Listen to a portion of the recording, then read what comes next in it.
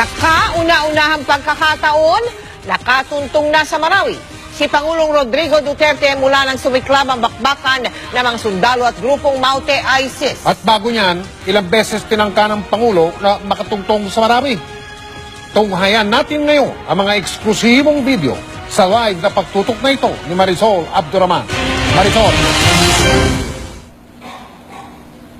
Mel, Mike, tama, no? Sa kauna-unahang pagkakataon nga simula ng sumiklab ang bakbakan dito sa Marawi, nakarating na rin dito sa Marawi City si Pangulong Rodrigo Duterte. Hindi ito inanunsyo ng palasyo at ng AFP Mel, Mike, pero pasado 2:00 ng hapon, dumating na nakafating ang Pangulo dito sa 103rd Brigade, kasama ang AFP Chief of Staff, Defense Secretary at National Security Advisor. Pagdating niya, agad siyang binrief sa Operations Center ng Joint Task Force Marawi na nasa loob din ng 103rd Brigade at saka iniharap sa kanya ang mga na-recover na firearms mula sa kalaban. Matapos iti kinumusta na niya ang mga sundalo, halos dumugi na si Duterte ng mga sundalo na nakapaligid sa kanya.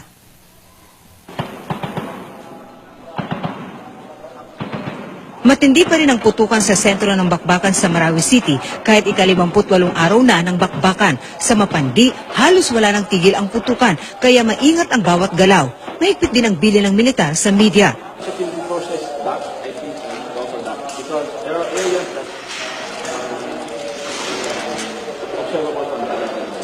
Tuloy-tuloy din ang pagbira ng tropa sa kalaban na hindi kalayuan mula sa aming kinaroroonan. Upload. Fire! Ang nasa likod actually ng bahay na to ay river na at ang tawid naman ng ilog na yan ay enemy side na.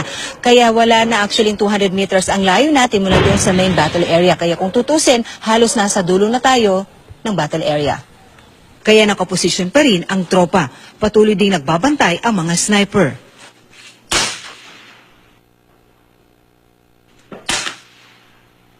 Masabay din sila sa minsan, ma'am, sa ano. Pero sa ngayon, ma'am, medyo pawala-wala na silang paisa-isa na lang, ma'am.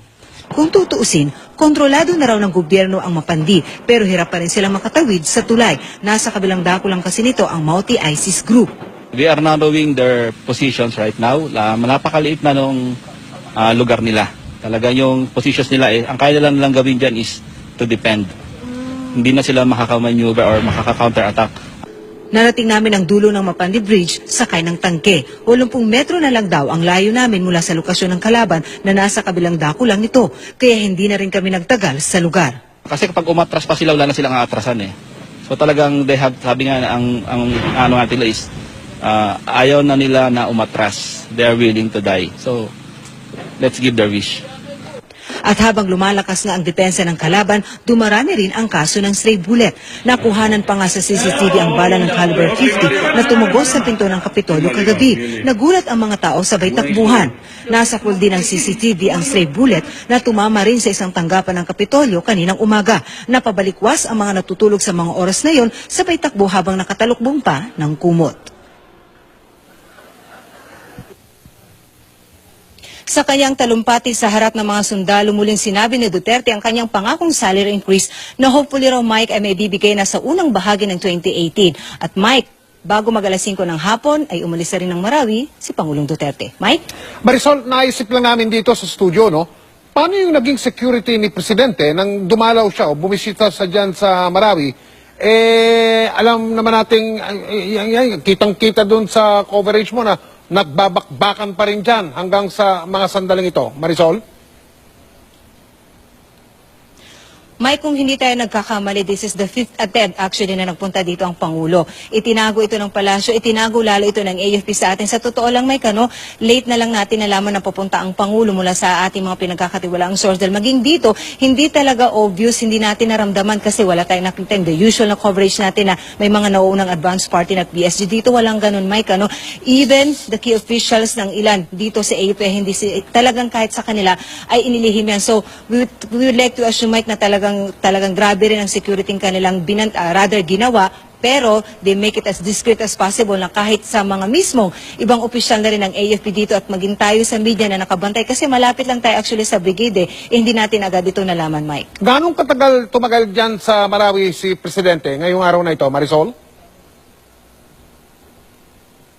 Mag-alas 2, rather around 2 p.m. siya dumating. Ang sinasabi sa atin ng AP, halos 4 na oras siya dito. May Ba? tagal-tagal rin ang Pangulo. Dahil sabi nga, nag-maximize siya ng oras dahil matagal naman na talagang kagustuhan na makapunta. And then finally, even in the midst ng intense firefight, nga, talagang hindi na rin napigilan ng Pangulo nung tumuloy dito. At yun na nga, kaya minaksimay ang pagkakataong ito na bukod doon sa briefing at yung tiningnan niya ang mga na-recover na firearms ay minaksimay na rin niya na kumustahin at personal daw na magbigay ng inspirasyon sa mga sundalo dito sa Marawi, Mike. Maraming salamat, Marisol Abduraman.